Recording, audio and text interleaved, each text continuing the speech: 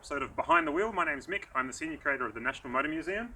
It's a frosty day here in Birdwood, and we are behind the museum's workshop.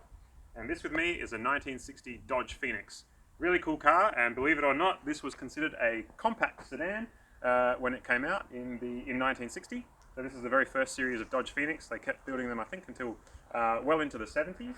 But I think they really got them right from the start. So it's it's a crowd favourite of ours. They were as much a crowd favourite in the 1960s when they came out, because in the 1950s and 60s, Australians had a real healthy appetite for large American cars. And this was not as large as they got in America, but obviously Chrysler executives realised that this would be about a good size for Australia. So it's a bit of a derivative model. It's particular to Australia. It's actually derived from the Dodge Dart Phoenix, being the highest level of trim of the Dodge Dart.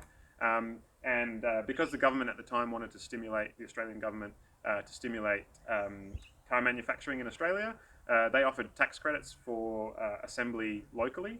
So it was actually assembled right here in Mile End in South Australia. Incidentally, we do have the recognisable Chrysler sign from the side of the Lacornu site, which was knocked down towards the end of last year. We've kept the sign, and we'll just show you a photo of it now. It's a pretty cool object to have, and we hope to have it on display soon. So they were a luxury vehicle at the time. They were reasonably pricey, but very popular still. And they kept changing them over, refreshing them, and there was always an encouragement from a showroom to come back 2 years later and upgrade for a latest and greatest model of the same car. They did change the styling a lot to appeal to that new market, but there's some constants that never change. So they were always low slung, plenty of chrome, and those tail fins on the back are absolutely unmistakably 1960s. The car actually turns 60 this year, so because of these features and that sort of real 1960s Americana feel that they've remained really popular. Doesn't look a day over 60. Anyways, let's have a look under the bonnet with Nigel, who will talk us a little bit about the mechanics of the car.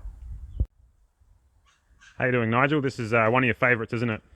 She certainly is. 1960 Dodge Phoenix. She's a beautiful machine. She's very much original, especially under the bonnet. She's had a little bit of work done across the top, but under the bonnet she's pretty well much how she came out of the factory, I reckon. So 318 Chrysler V8, 2-barrel carby,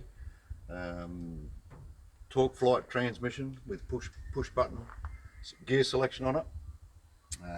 Really sort of shows that era where there was plenty of room under the bonnet, plenty of room to be able to work on it.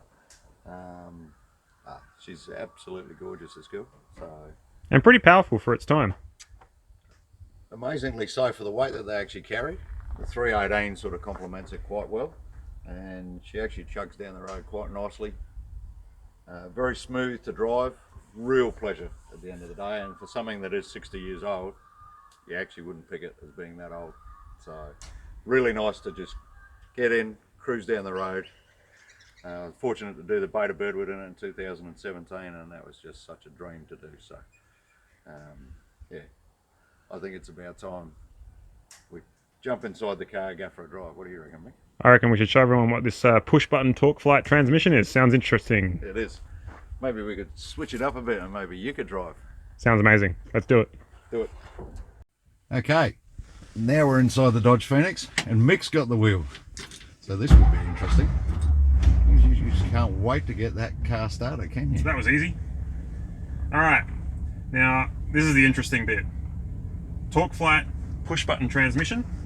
So it's currently in neutral, got reverse, drive, second and first, and all it takes, you can hear it engage.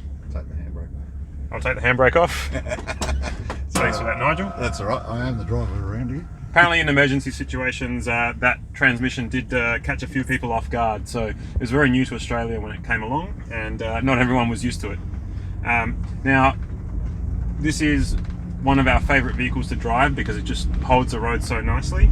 But also the other thing about it that's just incredible is this. I think it's a Plymouth, but the whole dash, but the Speedo on this is just incredible. It's, I think, some kind of fluid filled, and you can just see the little sort of cardboard sheets, basically, I think is what they are, come up as you hit the next speed.